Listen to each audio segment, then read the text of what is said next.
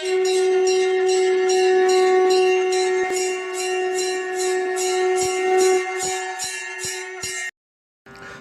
ஸ்ரீ குருப்பியோ நமஹ.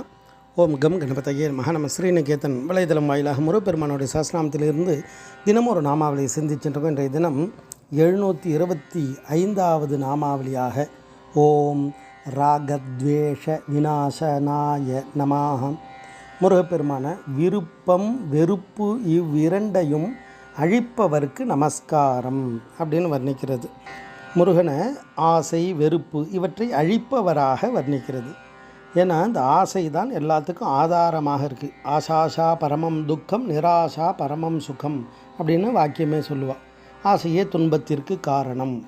அபிராம் பெற்று வர்ணிக்கும்போது ஆசை கடலில் அகப்பட்டு அருளற்ற அந்தகன் கை பாசத்தில் அல்லல் பட இருந்தேனை நின் பாதம் என்னும் வாசக்கமலம் தலைமேல் வலிய வைத்து ஆண்டு கொண்ட நேசத்தை என் சொல்லுவேன் ஈஷர் பாகத்து நேர் இழையே அப்படின்னு வர்ணிப்பார். அப்போ இறை அருளால் மட்டும்தான் அந்த ஆசையிலிருந்தெல்லாம் நாம் விடுபட முடியும்.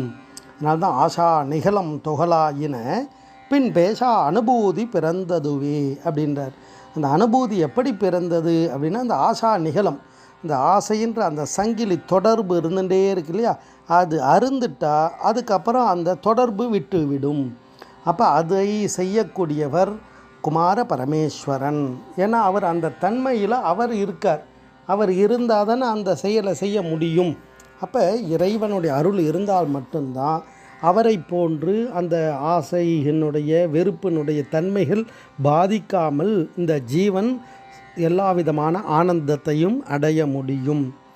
அப்போ அந்த அனுபூதியிலெல்லாம் அவ்வளோ அழகாக வர்ணித்து சொல்கிறார். இறைவன் தன்மை என்ன, இறைவனுடைய அருளால் நமக்கு என்ன கிடைக்கும் அப்படின்றதுனா சொல்கிறார். அதை தான் பழனி திருப்பூரில் சொல்லும்பொழுது, எனது இருள் அகல உனது தண்டையணி பாதம் எனது தலைமிசை அணிந்து அழுது அழுது உனது அருள் விரும்பி உனது இனிய திருப்புகழ் விளம்ப அருள் தாரா என்றார். அப்போ இறைவனுடைய புகழை சொல்ல சொல்ல என்ன ஆகும்னா இந்த தேவையற்ற ஆசைகள் வெறுப்பெல்லாம் தானாக விலகிவிடும். முருக பக்தர்களில் வண்ணச்சரபம் தண்டபாணி சுவாமிகள்னு ஒருத்தர் இருந்தார். அவர் முருகன் மீது 3000 பாட்டு பாடியிருக்கார். கடல் அலை எப்படி வந்துட்டே இருக்குமோ அது மாதிரி அவருடைய திருவாக்கிலிருந்து முருகனுடைய புகழ் வந்துட்டே இருக்கும்.